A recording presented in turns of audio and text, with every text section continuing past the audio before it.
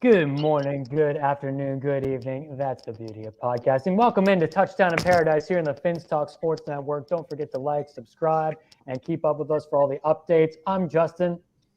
I'm Pete. I'm Joe. I'm Russ. Another great week of games in college football. I'm really sad because I went to an Ed Sheeran concert on Saturday night and I didn't get to see a whole lot. So I'm going to just call on our Notre Dame crowd here to fill us in on what happened. Joe, this one's brutal, man.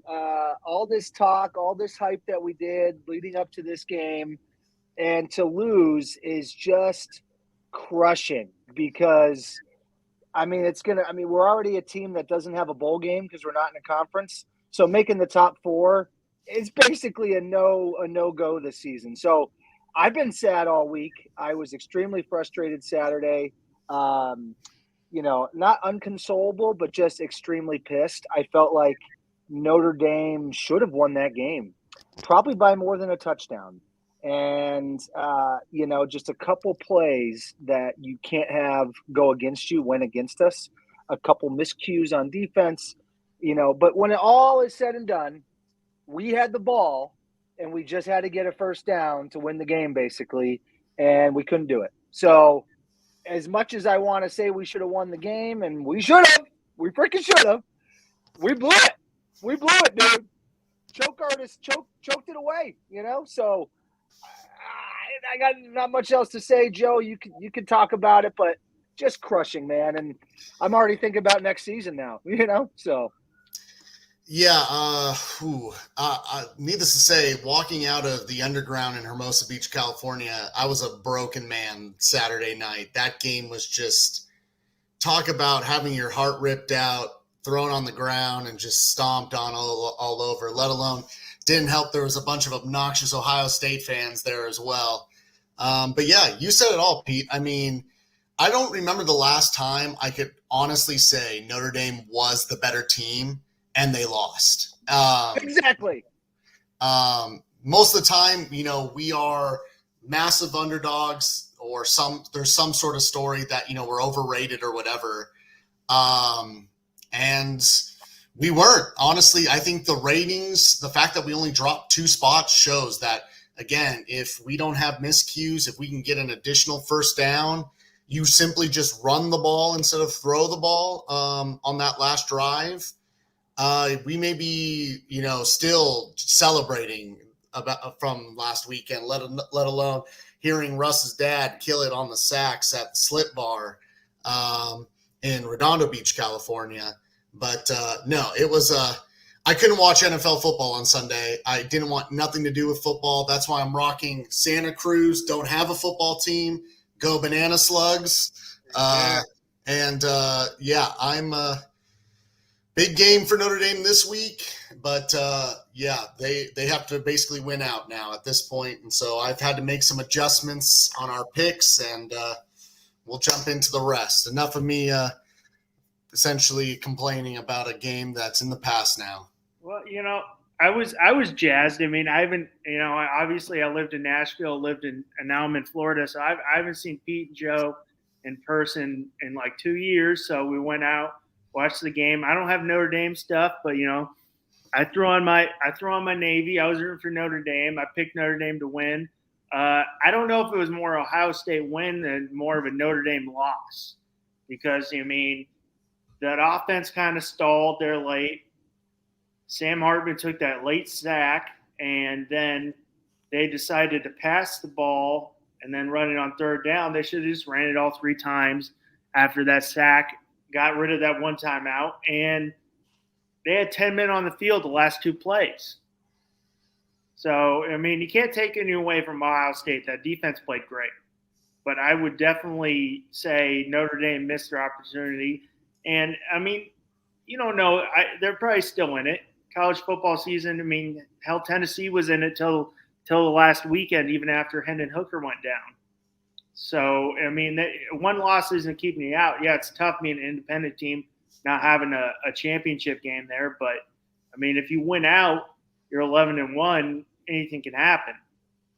And again, Notre Dame's schedule is still tough. Duke's rated. I mean, you got Duke, you got Clemson, you got USC. SC on the slate. So those are still, if you went out, those are big wins. You know, I know Clemson just took an L this week, but I mean, it's Clemson. And it's at Clemson. And the biggest takeaway that I have here is in the first time, and I don't know how long, I've watched a Notre Dame game against a team who's, you know, at least the past, 5-10 years, arguably in the top 10, top 5 every year, who's been to a couple playoff games. I can't remember the last time as the game was going, I felt so confident we were going to win. To just lose was so effing crushing. Like usually it's like, oh, I hope we win. Oh, if we can do this and this right. No, we could have won that game by making the mistakes we did and still getting the stop at the end. But we made another mistake and we didn't have enough guys on the field. The guy got in by like an inch and we didn't have another defender on the field. And it's just you so kind of brutal. knew. Just You brutal. kind of knew after they got the first stop. I'm like, yeah, this guy's getting in. Stopping that guy on the goal line twice is going to be impossible. But we did it earlier. They went 4 and out on the goal line. What, in the first half? Didn't we stop them? Like literally on like a 4th and inches, and we stopped them and got the ball. So like I thought we could have done it. Well, that's when you need 11 men on. That's when you need 11 men on the field, Pete. He went right where nobody was. My main point was I've never felt this way in a long time. So to lose after I felt so confident, even as the game was going on, was crushing. And Russ, I think you said it, missed chances. You can't miss chances to beat a school that competes with you every year for recruiting is in the Midwest. It's a top school in the country. You can't miss these chances when they're there. And we did. We blew it. We had them and we blew it. And whatever. I'm done talking about it. Guys, not only was this game so close and controversial, but also Ryan Day's comments after the game, a little controversial. Ryan Day immediately after win said, I'm really upset and disrespected by what Lou Holtz said publicly about our team in Ohio State and Buckeye Nation. We're not going to stand for that because it's not even close to true. We had one bad half a couple years ago up in Ann Arbor against Michigan. We did in the second half, but every game we play in, we're physical. We are. I don't know where the narrative comes from, but that ends tonight. This team right here showed toughness. They showed grit. They didn't give up, and they found a way to get that last yard. Lou Holtz earlier in the week, for reference on the Pat McAfee show, said, you look at Coach Day, and I coached at Ohio State under Woody Hayes. We won the national championship when I was there. I'm proud of that. However, he has lost to Alabama, Georgia, Clemson, Michigan twice, and everybody that beats them does so because they're more physical than Ohio State. And I think Notre Dame will take that same approach. So, guys, what do we make of those comments there? Did Ryan Day go too far? Did Lou Holtz go too far? Where are we on this? Russ, let's hear from you first. No, come on. What do you expect? This guy's a Notre Dame legend, and Ryan Day's backing up his team. What do you expect Lou Holtz to say? He said what he thought. It was wrong, but that's what he's going to go with. I don't know what we were expecting, right? And Ryan Day's looking for that bulletin board material. So, I'm not that high on Ohio State. Haven't been all this year, but that defense, Ohio State's defense looks stout. Yeah, Ryan Day can't hold Lou Holtz's jockstrap, dude. What's the guy want? He's become the coach in 18? He's 49-3. He hasn't won a national championship. He's 0-2 against Michigan. We've beat Michigan in the past couple seasons. We've beat Clemson in the past couple seasons. We beat them last year. We're going to beat them this year. The only time you respond to that by someone who's not even on the team is when there's a hint of truth to it and you're trying to cover up for it. Lou Holtz is right. We were the better team. We were the more physical team. We did not execute. That's what it came down to. We didn't execute. That's why we lost. We gave them and we gave points back. That's why we lost. Lou Holtz was exactly right. So Ryan Day can just suck one. Yeah, just to jump in as well. Lou Holtz is a Notre Dame homer. He will say Notre Dame's jock don't stink. It's true. But I agree with Pete. What he's saying is true. Just look at the last 2 times Ohio State's played Michigan. And again, I hate Michigan. I cheer for Ohio State when they play Michigan. And they both times, offensive line, defensive line has been ransacked. I remember Hutchinson 2 years ago made Ohio State offensive line just look like children. Again, does a head coach from Ohio State have to respond? Does Ryan Day have to respond? Yes. I think he has to defend his team. I think he's doing it as a motivational thing to say, like, look, we are who we are as Ohio State. We are physical. We are gonna go through the Big Ten. All I'm gonna say now is good luck against Penn State and good luck against Michigan.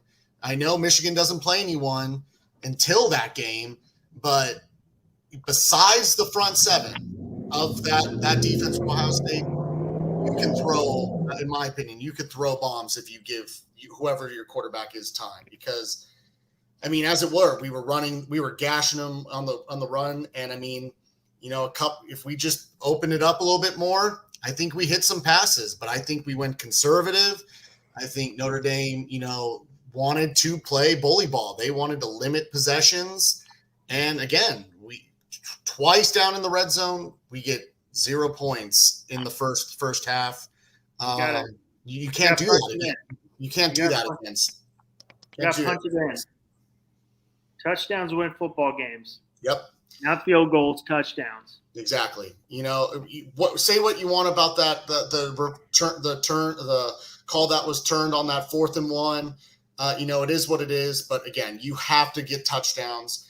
People are going to say, well, if you kick those 2 field goals, you get the 6 points.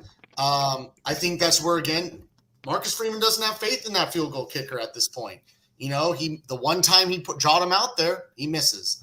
So, but I give credit to Ohio State's front seven, for the most part. But good luck against Penn State. Good luck against Michigan. I mean, I think this is like where college differs from the NFL is where these, the NFL, they're not looking for we need the bulletin material to go up and get up, whereas these college football players need it. Like Dan Lanning used Dion this week, where it's like they're using that as motivation. So I feel like that's where college differs a little from the National Football League. But Dan Lanning used that all the way up leading up to it. I didn't really hear much from Ryan Day until after the game was over. So to me, it's not like he was chiming all this stuff leading up to it. It was afterwards. Dan Lanning used that the whole way up because he knew his team was going to win. I think Ryan Day did not believe they were going to win. But when they did, then he's like, all right, let me go after Lou Holtz. It's like, screw off, dude. Go after the old man who can barely get out of his chair. Literally, he made that statement sitting across from a guy wearing a fake Lou Holtz mask. I don't even know what was going on. Doing the accent and everything, the speech impediment. He had to say something, for Notre Dame. It's not like he said it on his couch at home. I'm sorry for you boys. It was a tough loss. It was a great game. I wish it was the other way. Vegas is probably jacked out of their mind because it was a push. So they win both ways. Yeah, I mean, going off of what the whole theme is of this show is, are these coaches taking it too far? I mean, in some ways, why do you need to come up with these stories to motivate your team? Shouldn't your teams already be motivated to play whoever you're going to play against? I mean, I get Dion, the whole thing against Dion. Dion talks. Dion runs his mouth. So everyone who's going to play Dion is going to want to, shove it down his throat. But again, it's Lou Holtz. He hasn't been our coach since 95. So it's like, and of course he's going to say pro things, Notre Dame. He has really no reason not to. So it's, Ryan Day. And he spoke facts. Yeah, well, yeah. And I mean, Ryan Day, good luck for the rest of the season. I think Ohio State, besides the 2 games, are going to win out. Penn State and Michigan will be interesting. And I look forward to talking about those when they come around. Yes, we did have quite a bit of coaches chirping this week. Dan Lanning, we mentioned earlier, was motivating his team all week with hey, they're playing for clicks, we're playing for wins in that pregame speech. And the way I saw that was, first of all, what else are you going to tell your team? You're trying to fire them up. Yeah, you're making up things along the way, sure. But then the fact that they brought a camera in and he said it for the camera, maybe that was going a little too far. Maybe he just wanted to go viral because then again, it's very tough to go viral in a market like Eugene, Oregon, as opposed to, say, if you're in New York City. But college football has always proven to be a different playing field when the media is around. Your guys' take on that real quick? Yeah, I thought, to be honest with you, that requires some balls of steel, because if that goes wrong and you lose to Colorado, everyone is going to be crapping on you about your pregame speech leading up to it. But it didn't, and they backed it up. That was the ultimate gut check. So, I mean, props to them. Like I was saying, Ryan Day wasn't saying anything leading up. This guy was. He was calling them out. He was telling his team we're going to go out there and beat the crap out of them, and that's exactly what they did. So, ultimate gut check move. Hats off to them. Oregon's more of a wagon than I thought. So, I might be jumping on the bandwagon. You know, the Oregon Trail, when they went west, it might be coming back east because I'm jumping on it. I was going to say, is that a Pioneers reference? Great video, great computer game, by the way. Yeah, we're going to old school. Great, you know? great game. The Oregon Trail, that's right. Someone don't get dysentery. And Yes, I Oregon think you got does look a little dysentery bit. every time. Yeah, just to quickly touch base on that, I think the only thing, like what you said, Justin, is the speech is great. You have to get them hyped, blah, blah, blah. Why did you bring the camera in the room? Why did you have it recording? Like, why? What is the point there? Now, is it to get likes? Is it to get people, like, recruits hyped? I don't know. But again, if that would have fallen on your face, you lose to a team that you're 21-point favorite over, woo, he would have been just the laughing stock of the NCAA for a good week at least. So, you know, it's interesting. And one note on Dan Lanning is, like you said, Pete, he's got balls of steel. Not just to say that, but if you watch him coach, if you watch Oregon every game that he coaches, just count how many times he goes for it on 4th and short. No matter where he is on the field, he almost never punts. You guys may have seen during the game, they were deep in their own territory, and they did a fake punt. They had the rugby player on the field who ran on 4th and 7 and got the first down, and that was the ultimate gut punch to Colorado to say, oh, no, we're not giving the ball to you guys. We're still marching. And Bo Nix played a heck of a game. Props to him. I think he entered the conversation, the serious conversation for the Heisman in my mind after that. Russ, any comments on this before we move on? Yeah, I mean, if we're going on that game, that was an absolute domination. I mean, yeah, Bo Nix is definitely in the conversation. Hell, he was in the conversation last year. Just goes to show what, you know, just transferring does for a guy. And, you know, Oregon stepped on that throw early and didn't let Colorado get up. And, you know, like we, you know, we all picked Colorado to cover, so we were all way off on that one. But and the over, because, I mean, there was no points on the other side. But yeah, you know, I mean, Oregon stepped on that throat and just kept them there. I mean, that's a powerful offense, and the defense did unbelievable, did their job, you know, put up a goose egg, and I mean, the Pac-12 is looking tough this year. Yeah, just to jump in about the Colorado game, it was shocking how outclassed Colorado was compared to Oregon. I don't think Travis Hunter, even though, you know, he is a phenom, he is phenomenal, I don't see him being on that field changing that game whatsoever. Oregon's defense is legit, which, when's the last time Oregon's defense has been like Probably 2014 when they went to the championship. I mean, yeah, and I mean, I would say this defense is better than that defense, which is pretty incredible. Travis Hunter was on the field against TCU, and they still gave up 41 points. I mean, he was making freak plays, but he can only do so much on one side of the ball. Yeah, so I mean, Oregon looks, that Oregon-Washington game in a couple weeks is going to be electric. I can't wait. Bloodbath. That's going to be, in my opinion, that whoever wins that game may win the North in the Pac-12. That's right. I mean, now my question is, is this a year, especially it's the last year, is this a year like we always talk about 2 SEC teams getting in? Could we get 2 Pac-12 teams getting in? That's I what I'm honestly saying, bro. wouldn't Let's mind do it. it. That's where the best football is being played right now. And if that's the it's- criteria for the college football playoff, But which is it's historically been the SEC, yeah, we should. it's definitely those scheduling. I mean, as much as I'd love to see it, they're just going to beat the shit out of each other this year.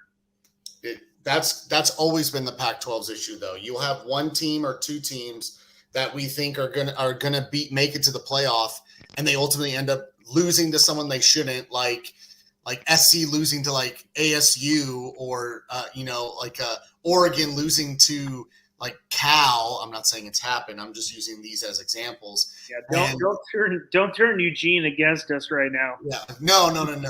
We love Oregon. We love Eugene. We love Animal House. Yeah, exactly. But still, it's just the whole thought. It's like the Pac-12 cannibalizes itself to never make the playoff. And it's like this year, we'll see, because I look at these games and it's just like I could see any team could beat the other team on any given Saturday. I agree. So now we're going to move on to one more recap here. Winning streak no more. After 7 straight wins in this rivalry, Florida State has toppled Clemson in overtime, 31-24 in Death Valley. Jordan Travis, 2 touchdowns, 298 yards. Cade Klubnik on the other side, 283 yards, 1 touchdown. Pete, let's start with you. Your thoughts on this game. Is Florida State back? Are they worth the ranking? I think so. I think they are. Granted, Clemson should have made that field goal and probably won the game, but that doesn't matter, baby, because Florida State won. I was wrong. I was on the wrong side of the bet. I will agree. Florida State is back, and I think Clemson might officially be dead.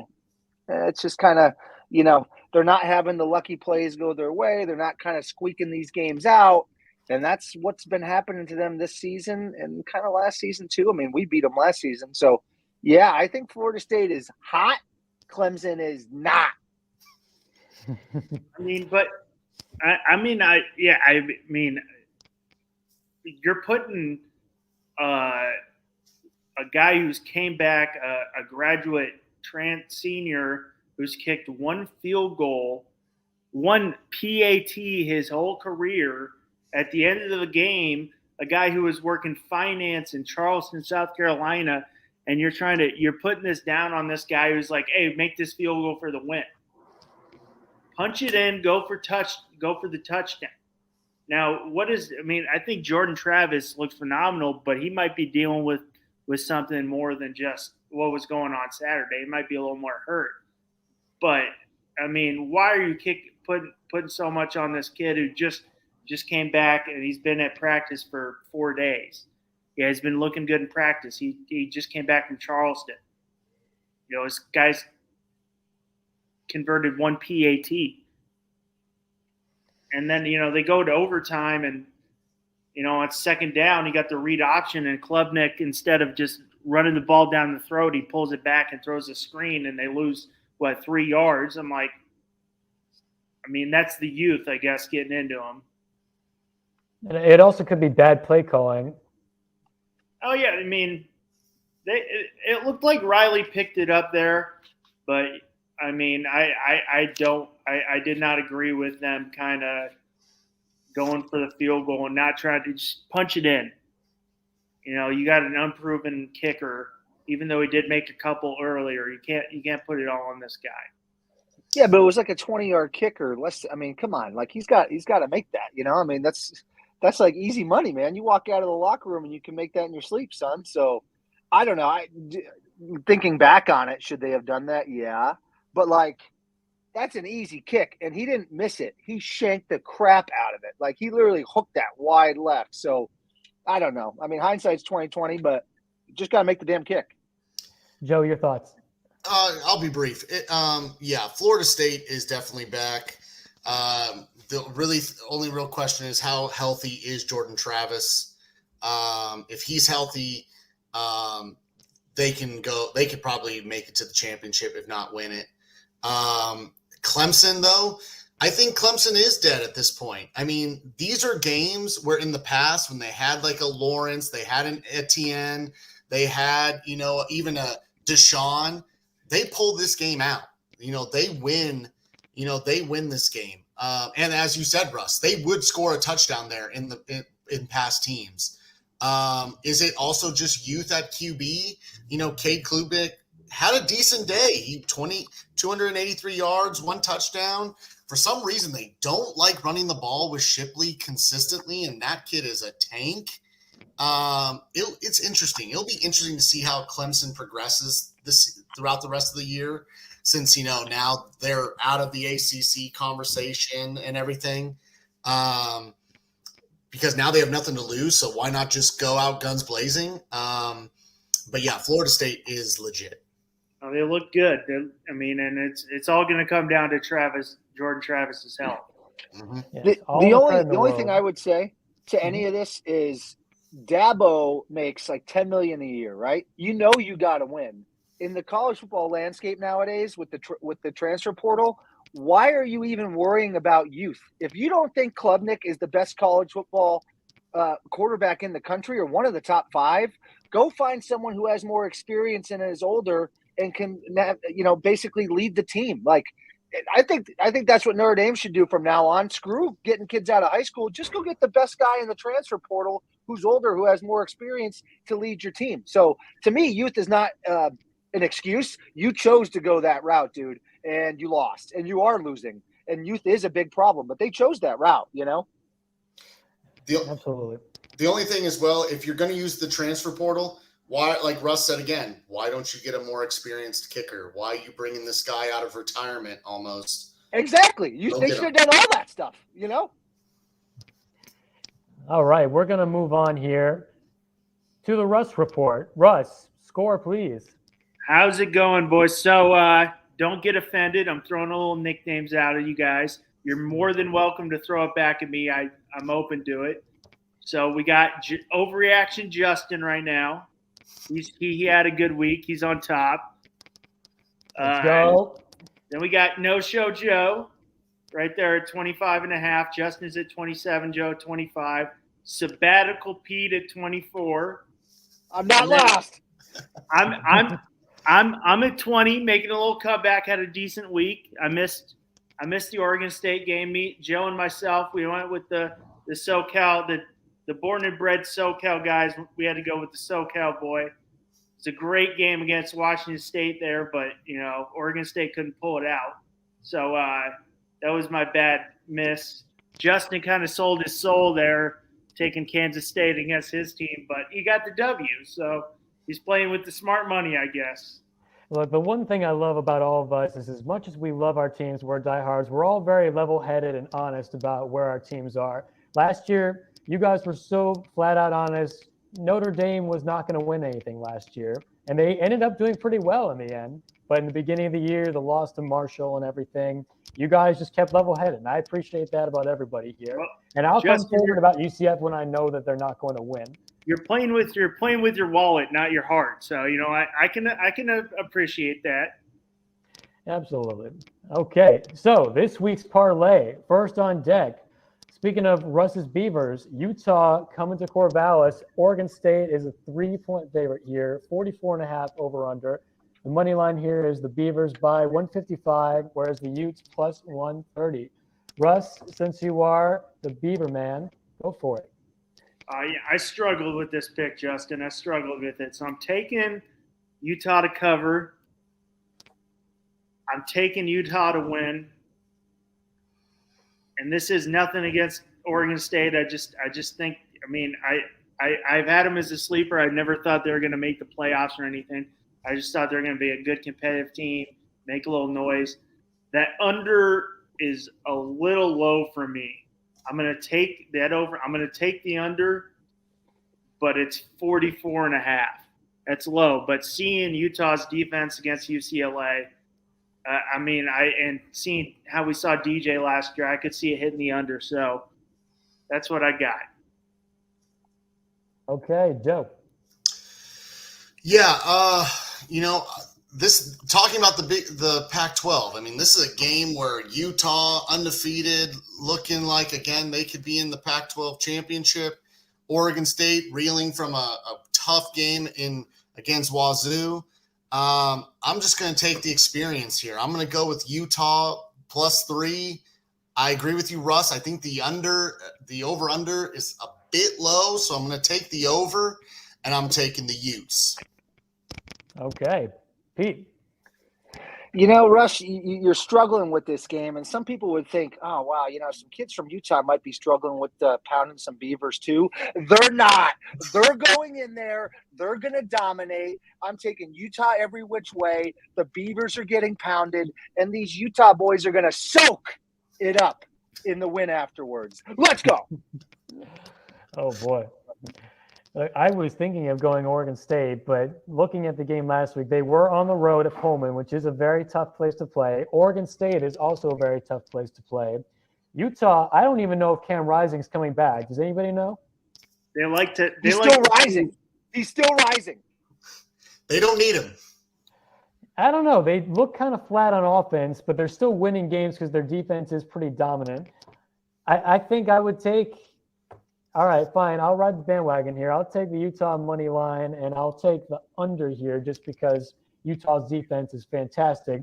But I don't think Oregon State's going to let them run all over them at home. And I'm going to stay away from the spread here just because I think it really could go either way. Next up, this matchup has gotten a lot spicier in the last couple of years. Kansas Jayhawks at Texas. Going to Austin here. Texas is a 15.5-point favorite. The over-under is 64.5. Texas minus 1050. KU plus 675. Let's hear from Pete first this time. This is definitely has been a good matchup recently. I just get the vibe that Quinn Ewers he's flowing, dude. Like, I think he's going to come out and he's going to ball. So I'm going heavy on Texas. I'm taking them to cover. I think they're going to win by 21 plus. I'm taking the over. It's going to be probably close to 50-some to 20-some. And I'm going to take the money line Texas. Probably just a couple bucks just because $1,000 to win $100 is not usually a good use of your money. But I'm going heavy on Texas, baby. Quinn Ewers is going to be tearing it up. Hook 'em. Joe.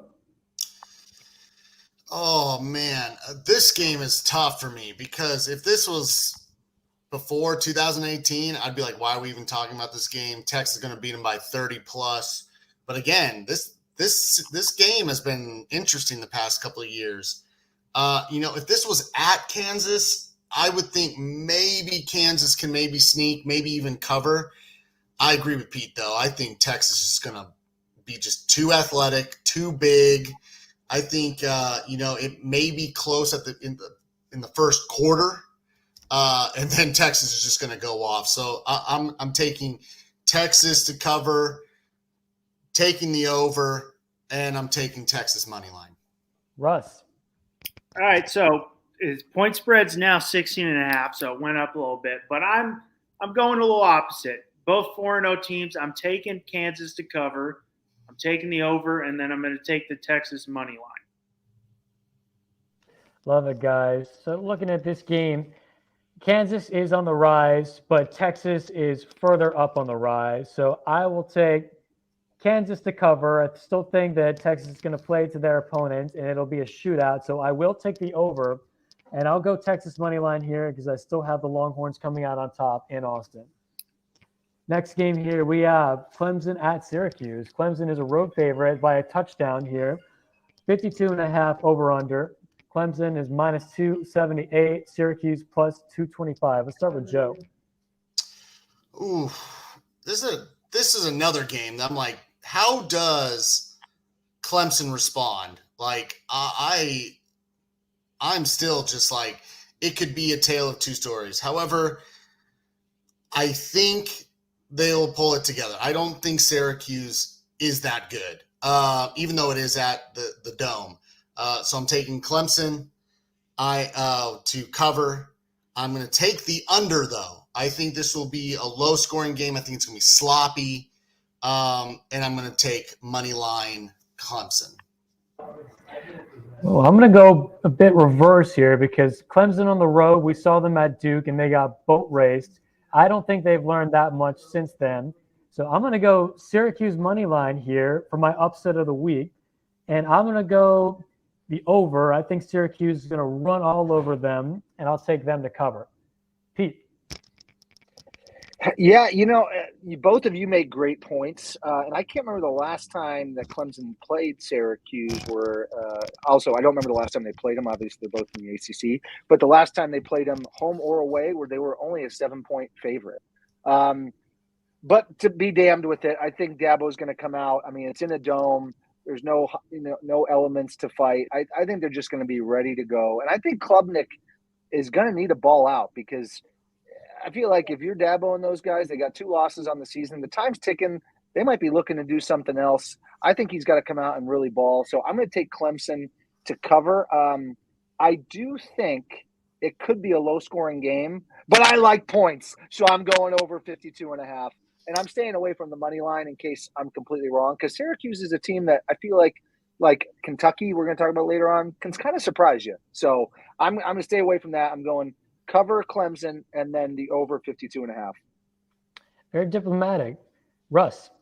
Well, I'm gonna go Syracuse to cover up in the Carrier Dome up there in upstate New York, and then I'm a Clemson money line and hit the under. All right. Moving along here. By the way, that is the bowl game of both teams that wear orange, not to be confused with the Orange Bowl. Last year, it was even more orange because Clemson played Tennessee. Now we have a battle down south, old classic here, LSU at Ole Miss. LSU comes in as a -2.5 favorite. Over-under is 65.5. LSU -162, and Ole Miss +136. So Lane Kiffin once again a home dog here.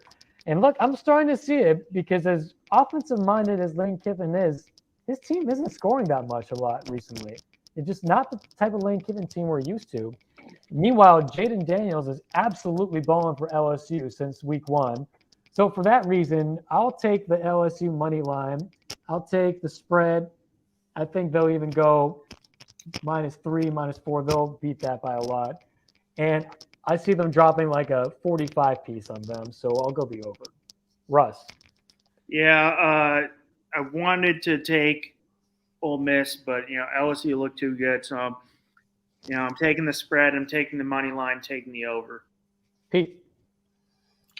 Yeah, the Lane train, low key, it's come to a halt, and I'm jumping off because you scored 10 points as an offensive genius against a guy you used to coach with in Alabama. You just can't do that, dude, especially when Alabama is kind of reeling this season. You got to go for the jugular. I'm out on him. I love you, Lane, but I'm out. Got my bags. They're packed. I'm heading to the Bayou. I got LSU and Brian Kelly, who's going to get out of his own way this week, and they're going to win at Ole Miss. I'm going LSU to cover. I'm going over. I think Daniels is going to ball out, and I think Kiffin's going to score some points. I could see this being like a 47 to 30 game or something. But I think LSU is going to cover. It's going to hit the over, and I'm taking the LSU money line. All LSU, baby. Go Tigers. Joe. Oh man, I guess I'm the only one that just doesn't trust in Brian Kelly and just thinks this is going to be a absolute shootout again because Saban knows what Kiffin does. Brian Kelly does not. So I think it's at Ole Miss as well. I feel like home field advantage always helps in the SEC. Look at Alabama last week against Ole Miss. I'm taking Ole Miss with the points. I'm definitely taking the over, and I'm going to take Ole Miss money line. Okay, moving along. Oh, look who's back. Notre Dame at Duke. Duke, a tough home team here. Notre Dame, though, is a 5.5-point favorite, 52 over. It's 210 Notre Dame favorite here, whereas the Blue Devils are plus 175 at home. Let's start with Pete. Notre Dame, we're the Fighting Irish for a reason. We're going to keep fighting, brother. We're going down to Duke. We're going to dominate them, dude. We own the Carolinas, and we're going to show them we own it, all right? Notre Dame, cover, money line, over we have such a bad taste in our mouth. We have to come out and absolutely trounce on them. So, or pounce on them, whatever you call it, we got to do it. So we're going to be fighting this week, but we're not going to be fighting off a close game. We're going to be fighting off our own offense, trying to score less points because we're going to score so much. Let's go. Dare I say, touchdown Jesus versus the Blue Devil, Joe? I know Duke has been your sleeper team. Hey, appreciate to Pat, for loving touchdown Jesus last weekend. That had me jacked. Again, I think, if this was a Brian Kelly team or even a team under Charlie Weiss or Bob Davies or whoever, I would be afraid of this game. I honestly would. I would think, are they going to come out flat? Are they going to come out, without any fire after losing it the way they did, like we talked about? I listened to the podcast where the Notre Dame football players are talking about it. Marcus Freeman comes in, and again, it's all up here. It's all that mental toughness, and I think that mental toughness is going to get them through this game. So again, I'm taking Notre Dame with taking them the 5 points, taking the over, and I'm taking Notre Dame money line. I think they bounce back. I think they make a statement that, look, we took a bad L, we made some mistakes, but we're not going anywhere. Russ. Well, we're at 6 now, boys. I'm taking Duke with the points. I'm taking Notre Dame with the money line. And then I'm going to take the under. It's going to be a gritty football game. I can see it. But it's not going to happen. And looking at this, Duke has been very impressive this year. But the thing is, Notre Dame is just way too talented, too good. And like Pete said, they do own the Carolina, so they're going to go down to Durham and dominate. I'll have Notre Dame covering that easily. I'll take the over as well here in the Notre Dame money line. We have another rivalry here, Florida at Kentucky. Kentucky, a 2.5-point favorite at home, 46 over-under, UK minus 142, and the Gators plus 120. Joe, start us off. Ooh. Yeah. Which Florida team's going to show up? Can someone call them and let me know? Because if they're playing Tennessee, then but if they're playing Utah, then I'm going to take Kentucky. This is a pick 'em for me, in all honesty. It's just going to be who do I think is going to win? And I think that's going to be Florida. Honestly, I just think, Gator Nation is going to, show up again, unlike they did at Utah. I think they learned a lot from Utah that game. So, yeah, I'm taking Florida with the points. I'm staying away from the over-under. I don't know where to go with that one. And I'm going to take Florida money line. This game is always so close and nerve-wracking and also very frustrating if you've watched this in the past. It usually is so sloppy both ways, a very nasty rivalry, and oftentimes it goes to overtime. And though this time is in Kentucky, I see a very similar outcome here where teams are just throwing punches, trading punches, not throwing punches, hopefully. And it just goes back and forth, but it is a very low-scoring and slow game. So I'm going to take the under in this. I do think that Florida is going to win by a field goal, so I'll take Florida to cover and the Florida money line here. But Russ, what do you think? Well, that's a decent pick, Justin, but both you guys are going to be wrong. I got Kentucky with the points, got Kentucky money line, and I got the under, right? No, Anthony Richardson's not randomly showing up. So would it make a difference if he did, though? Let's be honest. He can run. Utah, Anthony Rich, when they played Utah, you never know. Go ahead. Russ, that's a great pick because I am all over Kentucky. This is going to be the third straight loss Florida's going to have to them, and the Gators can go suck one. So I'm taking Kentucky money line, Kentucky to cover the spread, and I'm taking the over. I got to do it. I feel like this game, but especially Kentucky, I always underestimate them, but not today because they're going to win it. Bring it home, son. Let's go. Okay, and our game of the week, we couldn't let them off easy. Colorado and USC. USC traveling to Boulder to face the Buffaloes. as a 21.5-point road favorite. Over under here is a staggering 73.5, with USC a huge minus 1450 money line favorite, and Colorado up the rear with 850. All right, well, I'm going to start here with Pete and get his thoughts. Oh man, getting absolutely dominated, destroyed, D'd down on the field up in Oregon this past week.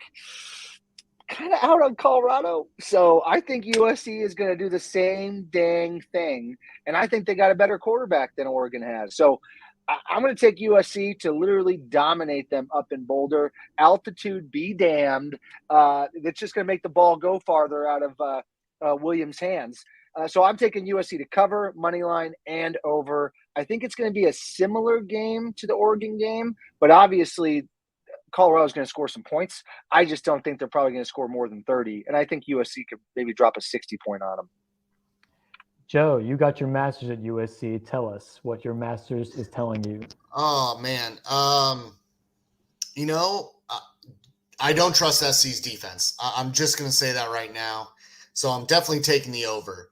I'm taking SC money line. I think SC's quarterback is the real deal. Obviously, he's the Heisman Trophy winner. Did we forget? But do I bet against Neon Deion?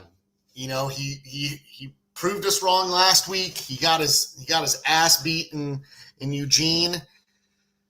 I think they learn from it. I think they cover the 21 points. So I'm taking Colorado to cover. I'm taking the over, and I'm taking moneyline USC. I think this will be the shootout we thought we were going to see in Oregon, but it'll take place in Boulder now.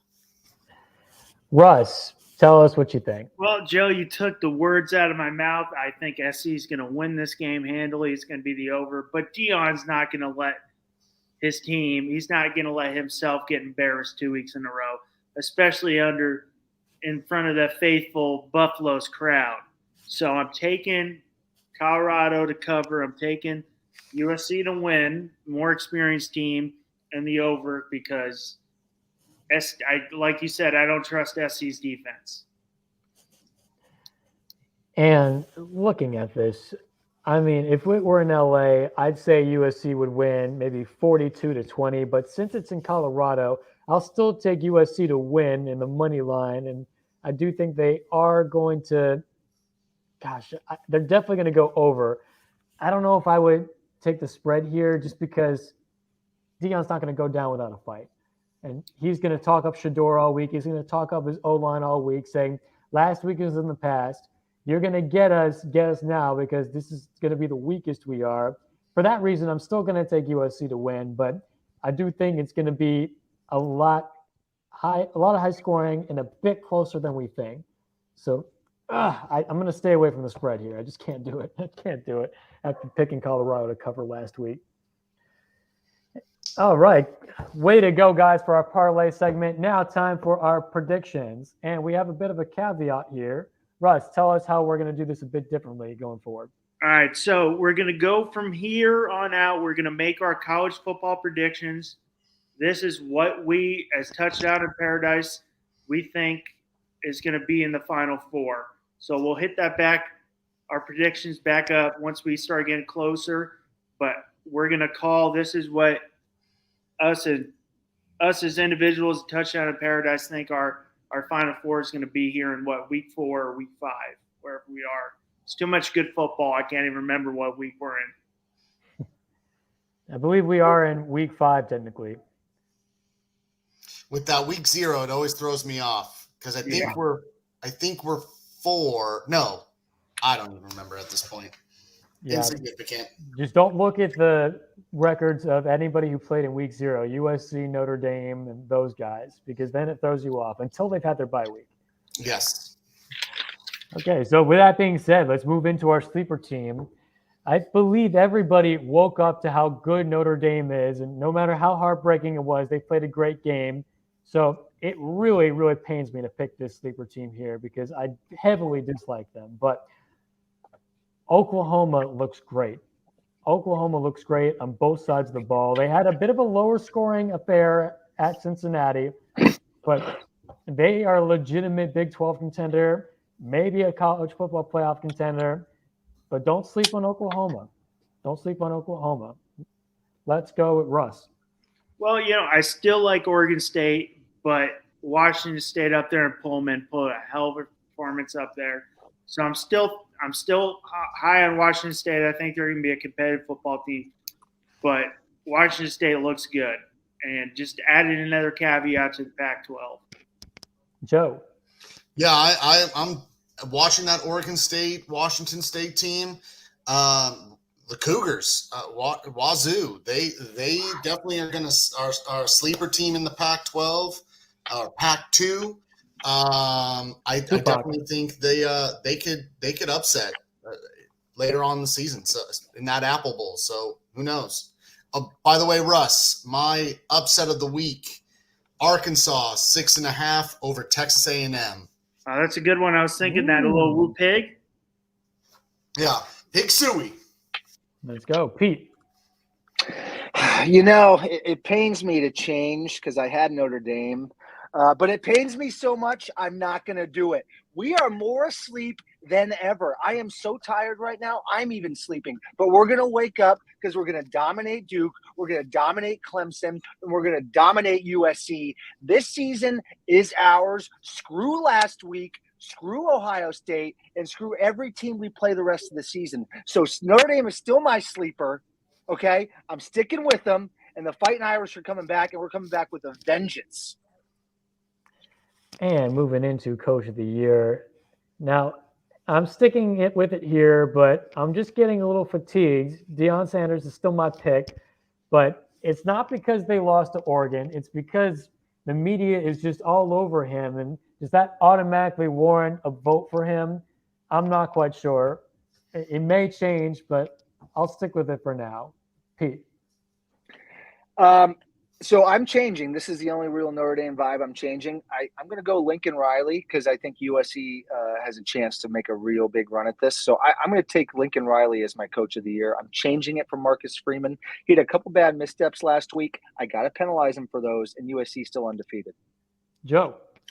Yeah, Pete, I think that's a great call. If you're a Coach of the Year, you don't make some of those mistakes you do at the end of that game. That's why I'm with Mike Norvell. I think he's won 2 massive games. One was a home game against LSU. The other one was this past weekend against Clemson.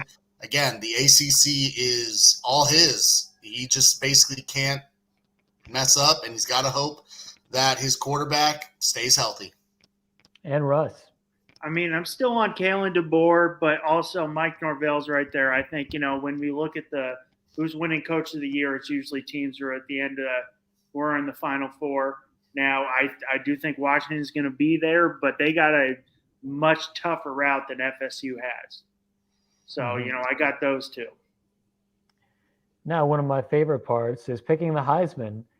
Russ, why don't you start us off here? Oh, you know who I'm going with. It's Michael Penix Jr. That lefty up in Seattle slings it.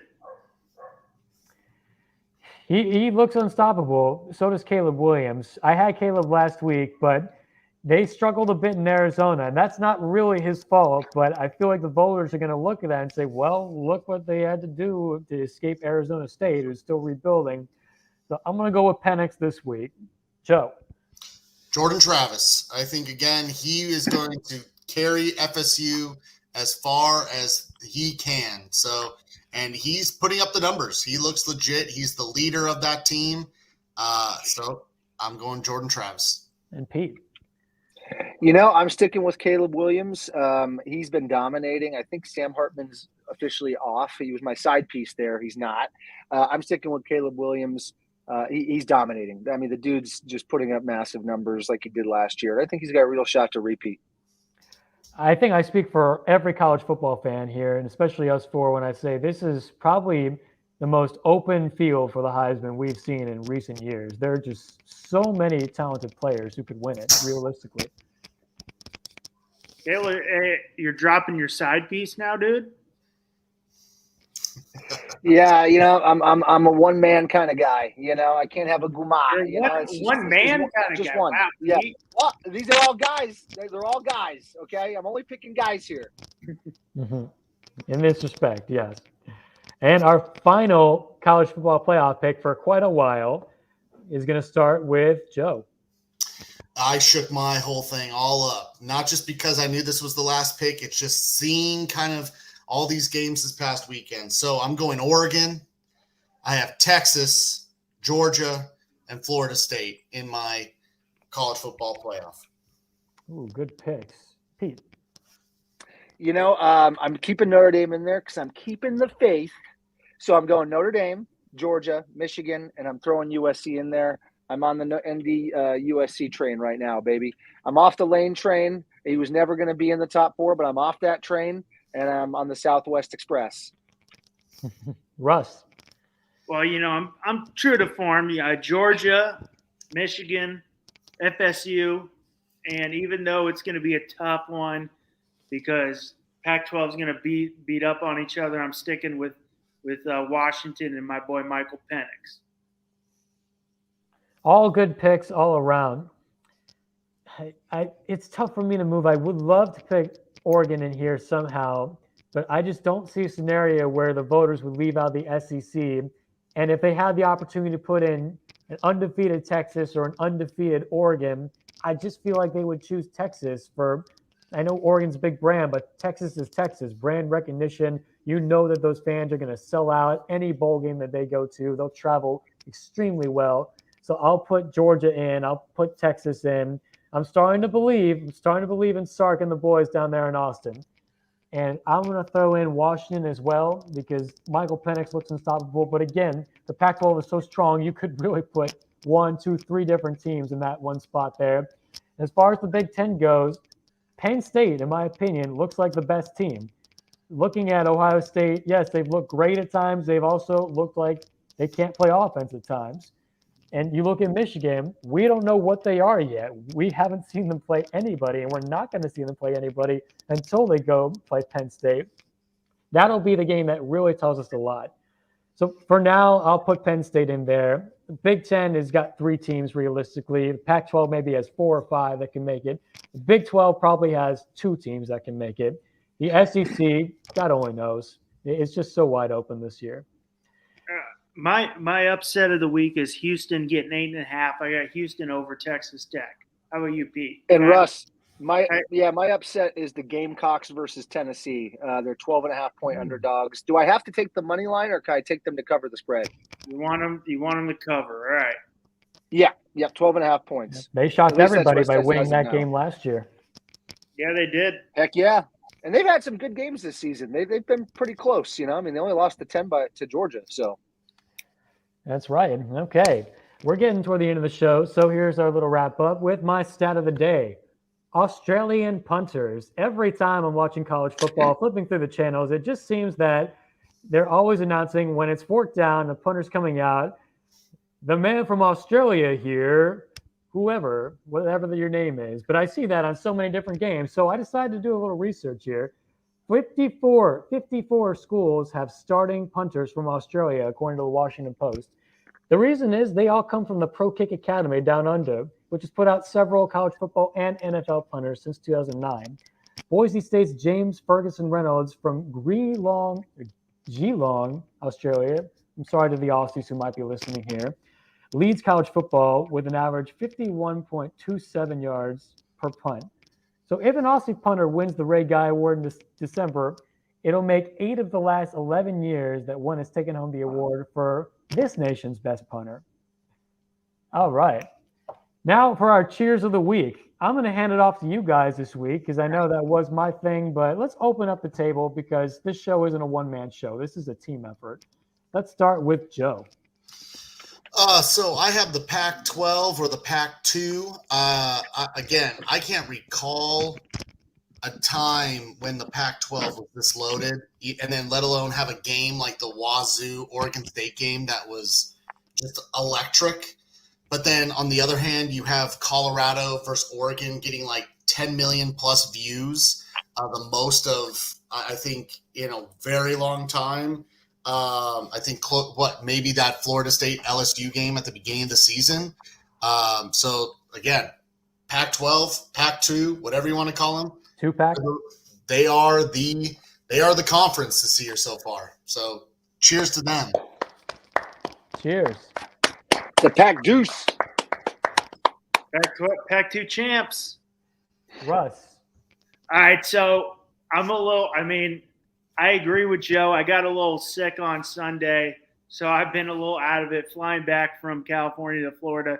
I'm just going to give my cheer to Dan Lanning. You know, he did his thing, put it on Dion, showing him, you know, welcome to it, playing the big boys. So hopefully we'll have a better one next week from me. All right. Cheers to Dan Lanning. And Pete, round us out. You know, besides seeing Russ, that would be my cheer of the week, seeing Russ out here on the West Coast for the first time in a while.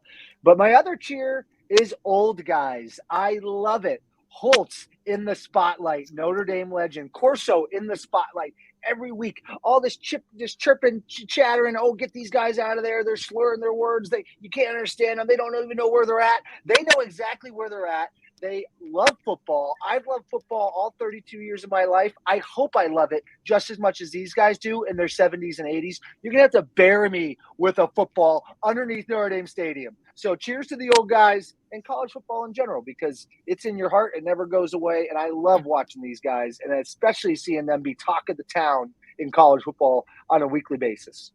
So cheers to the old guys.